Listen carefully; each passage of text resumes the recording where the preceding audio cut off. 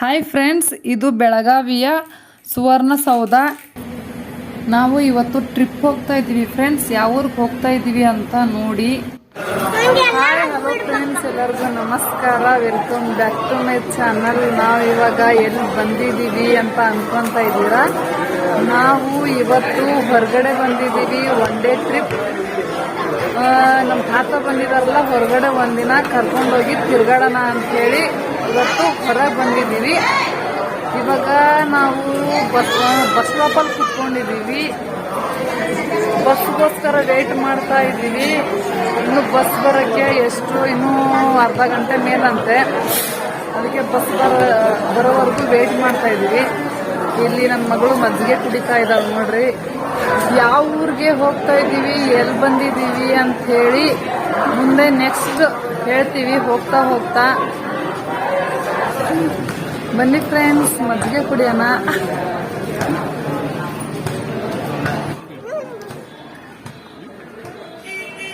ಬಂದು ಅರವಿಂದ್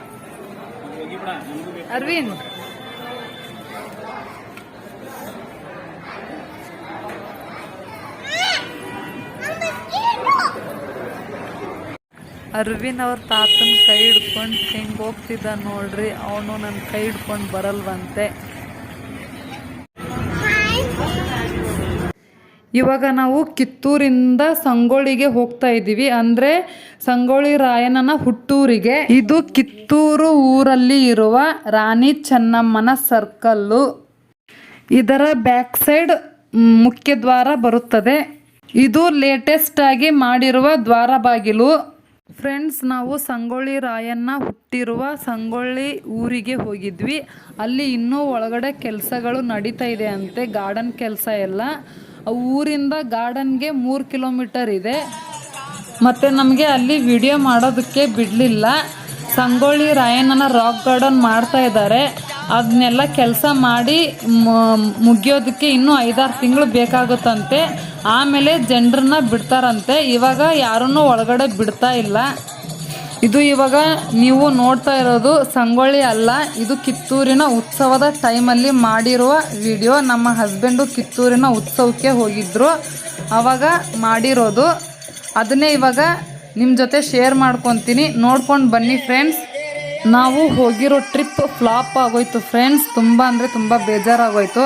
ನಮ್ಮ ತಾತನಿಗೆ ಸಂಗೊಳ್ಳಿ ರಾಯಣ್ಣ ಹುಟ್ಟಿರುವ ಊರನ್ನು ನೋಡಬೇಕು ಅಂತ ತುಂಬ ಅಂದರೆ ತುಂಬ ಆಸೆ ಇತ್ತು. ಆ್ಯಕ್ಚುಲಿ ಹೇಳಬೇಕಂದ್ರೆ ಸಂಗೊಳ್ಳಿಗೆ ಹೋಗೋಣ ಅಂಥೇಳಿ ನಮ್ಮ ತಾತನೇ ಹೇಳಿದ್ದು, ಹೋಗೋಣ ಅಂತ, ನೋಡ್ಕೊಂಡು ಬರೋಣ ಅಂತ.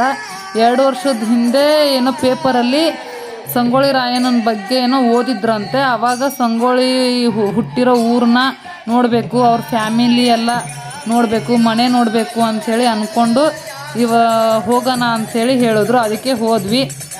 ಆದರೆ ಹೋದ ಕೆಲಸ ಆಗಲಿಲ್ಲ. ನಾವು ಅಂದ್ಕೊಂಡಿದ್ದೆ ಒಂದು, ಅಲ್ಲಿ ಆಗಿದ್ದೇ ಇನ್ನೊಂದು. ಬೇಜಾರು ಮಾಡಿಕೊಂಡು ಊರ ಕಡೆ ವಾಪಸ್ ಬಂದ್ವಿ. ಮತ್ತು ವ್ಲಾಗ್ ಅರ್ಧ ಆಗೋಗಿತ್ತಲ್ಲ, ಅದಕ್ಕೆ ನಮ್ಮ ಹಸ್ಬೆಂಡು ಕಿತ್ತೂರಿನ ಉತ್ಸವಕ್ಕೆ ಹೋದಾಗ ಮಾಡಿರೋ ವಿಡಿಯೋನ ಹಾಕಿದ್ದೀನಿ. ಏನೋ ಅನ್ಕೋಬೇಡಿ ಫ್ರೆಂಡ್ಸ್.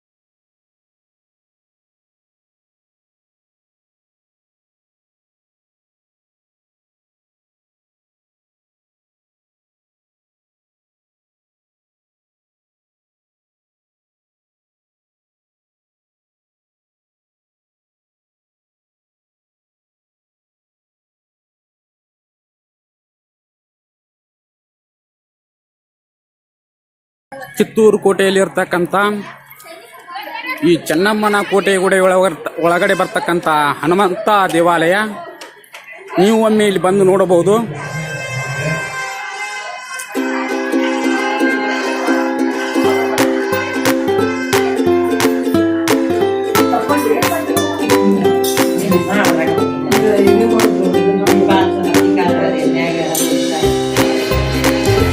ಈ ಕಿತ್ತೂರು ಕೋಟೆಯಲ್ಲಿರ್ತಕ್ಕಂಥ ಹನುಮಂತ ದೇವಾಲಯ ಇದು.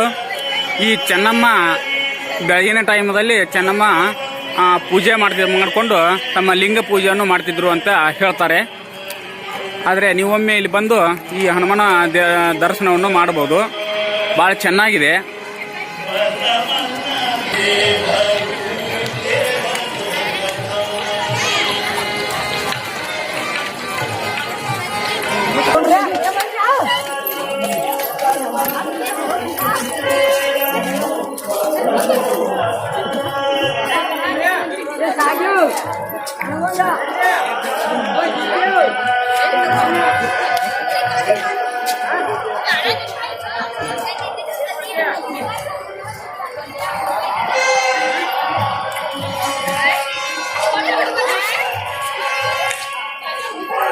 ಇದು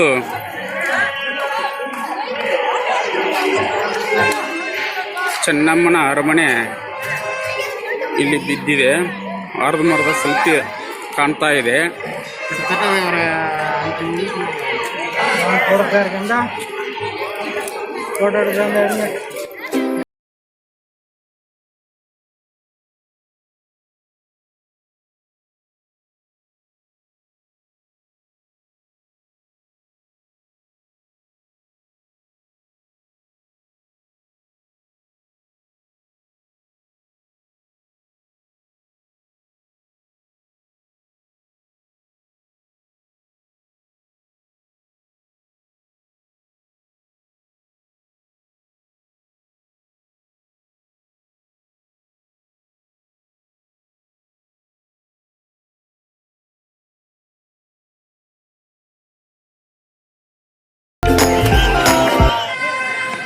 ಕಿತ್ತೂರಿನ ಕೋಟೆಗುಡೆ ಒಳಗಡೆ ಬರ್ತಕ್ಕಂಥ ಪೂರ್ವಮುಖವಾಗಿರ್ತಕ್ಕಂಥ ಈ ಗೇಟು, ಇಲ್ಲಿಂದ ಒಳಗಡೆ ಹೋಗಬೇಕಾದ್ರೆ ಇದು ಕಿತ್ತೂರಿನ ಚೆನ್ನಮ್ಮನ ಕೋಟೆಗುಡೆ ಒಳಗಡೆ ಹೋಗುವಂಥ ದಾರಿ.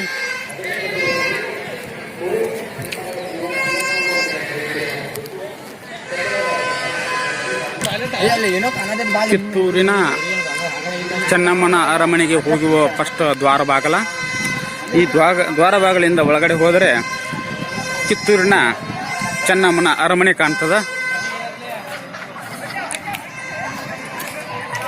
ಈ ಪೂರ್ವ ಮಹಾದ್ವಾರದ ಬೋರ್ಡ್ ಇದೆ ನೋಡ್ರಿ ಚೆನ್ನಾಗಿ.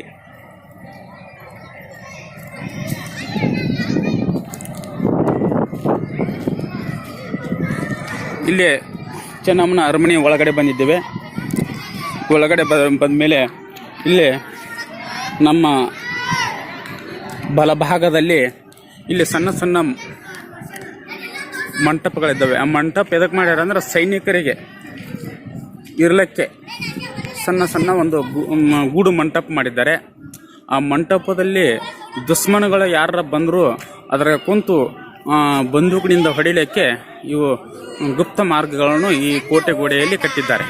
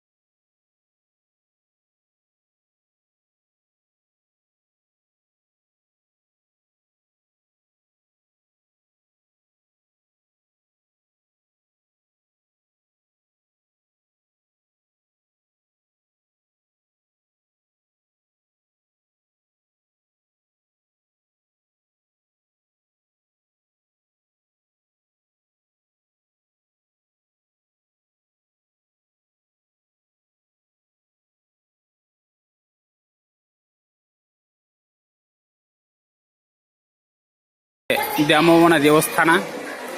ಈ ದೇವಸ್ಥಾನ ರಥವನ್ನು ಹೇಳ್ತಾರೆ. ಇಲ್ಲಿ ರಥ ಇದೆ.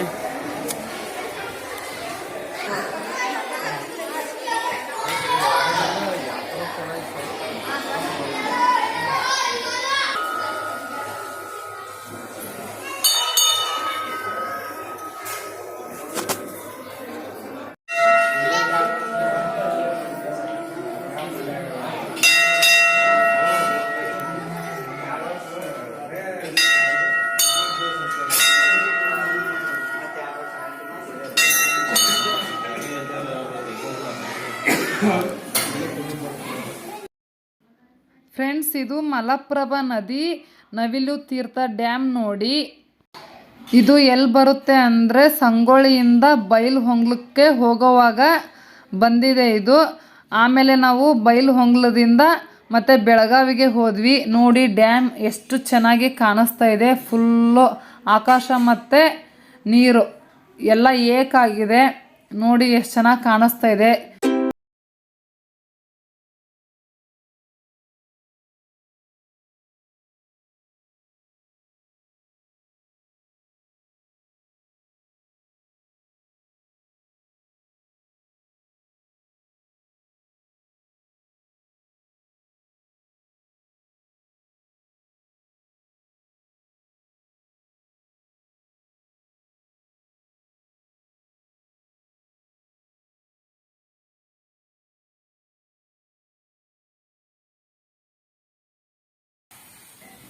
ಓಕೆ ಫ್ರೆಂಡ್ಸ್, ಇವಾಗ ಜಸ್ಟ್ ಮನೆಗೆ ಬಂದ್ವಿ. ಬಂದಾಗ ಟೈಮು 7:30 ಆಗಿತ್ತು. ಬಂದ ತಕ್ಷಣ ಅಡುಗೆ ಮಾಡೋದಕ್ಕೆ ಸ್ಟಾರ್ಟ್ ಮಾಡಿದೆ. ಒಂದು ಸೈಡ್ ಪಟ್ ಅಂತ ಅನ್ನ ಮಾಡೋಕ್ಕೆ ಇಟ್ಟಿದ್ದೀನಿ, ಇನ್ನೊಂದು ಸೈಡು ನಮ್ಮ ತಾತನಿಗೆ ಚಹಾ ಮಾಡೋಕ್ಕೆ ಇಟ್ಟಿದ್ದೀನಿ. ಮತ್ತು ನಮ್ಮ ತಾತನಿಗೆ 1-2 ರೊಟ್ಟಿ ಮಾಡೋಣ ಅಂಥೇಳಿ ನಮ್ಮ ತಾತನಿಗೆ ಅಷ್ಟೇ ಮಾಡ್ತಾಯಿದ್ದೀನಿ. ಇವಾಗ ನಮ್ಮ ತಾತನಿಗೆ ಚಹಾ ಹಾಕ್ಕೊಟ್ಟು ರೊಟ್ಟಿ ಮಾಡ್ತೀನಿ.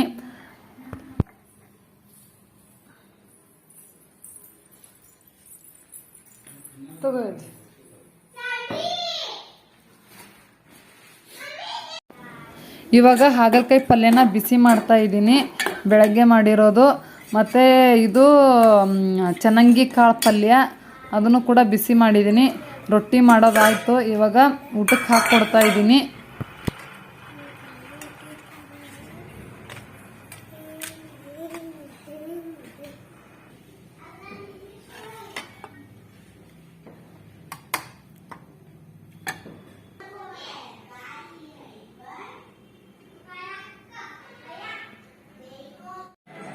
ಅರವಿಂದ್, ಊಟ ಮಾಡು. ಅದು ಚೇರ್ ತಗೊಂಬಂದು ಕುಂದ್ರಲ್ಲೇ. ಚೇರ್ ತಗೊಂಬಂದು ಕುಂತು ಊಟ ಮಾಡು. ಅಲ್ಲಿ ನೋಡ ತಾತ ಕಾಣಂಗಿಲ್ಲ ಟಿವಿ. ಚೇರ್ ತಗೊಂಬ, ಟೇಬಲ್ ಮೇಗಿಡ ತಾತ. ಇಲ್ಲಿ ಕುತ್ಕೋ ಅರವಿಂದ್, ಟೇಬಲ್ ಮೇಲೆ ಇಟ್ಕೊಂಡ್ ಕುಂದ್ರು. ತಾಟ್ ಬೀಳ್ತತಿ, ಟೇಬಲ್ ಮೇಲೆ ಇಟ್ಕೊಂಡ್ ಕುತ್ಕೊಂಡ್ ಉಣ್ಣು.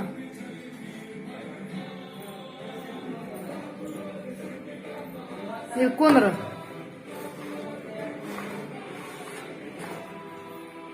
ಸರಿಯಾಗಿ ಕುತ್ಕೋ. ಓಕೆ ಫ್ರೆಂಡ್ಸ್, ಈ ವ್ಲಾಗು ನಿಮ್ಗೆ ಖಂಡಿತ ಇಷ್ಟ ಆಗಿದೆ ಅಂತ ಅನ್ಕೊಂಡಿದೀನಿ. ಇಷ್ಟ ಆಗಿದ್ರೆ ಪ್ಲೀಸ್ ಲೈಕ್ ಮಾಡಿ, ಶೇರ್ ಮಾಡಿ, ಮತ್ತೆ ನಿಮ್ಮ ಅನಿಸಿಕೆನ ಕಮೆಂಟ್ ಬಾಕ್ಸ್ ಅಲ್ಲಿ ನನಗೆ ತಿಳಿಸಿ. ಮತ್ತೆ ನನ್ನ ಚಾನೆಲ್ ನ ನೀವು ಇನ್ನೂ ಸಬ್ಸ್ಕ್ರೈಬ್ ಮಾಡ್ಕೊಂಡಿಲ್ಲ ಅಂದ್ರೆ ಪ್ಲೀಸ್ ಸಬ್ಸ್ಕ್ರೈಬ್ ಮಾಡ್ಕೊಳ್ಳಿ. ಮತ್ತೆ ನೆಕ್ಸ್ಟ್ ವ್ಲಾಗ್ ಅಲ್ಲಿ ಸಿಗ್ತೀನಿ. ಅಲ್ಲಿವರೆಗೂ ಬಾಯ್ ಬಾಯ್.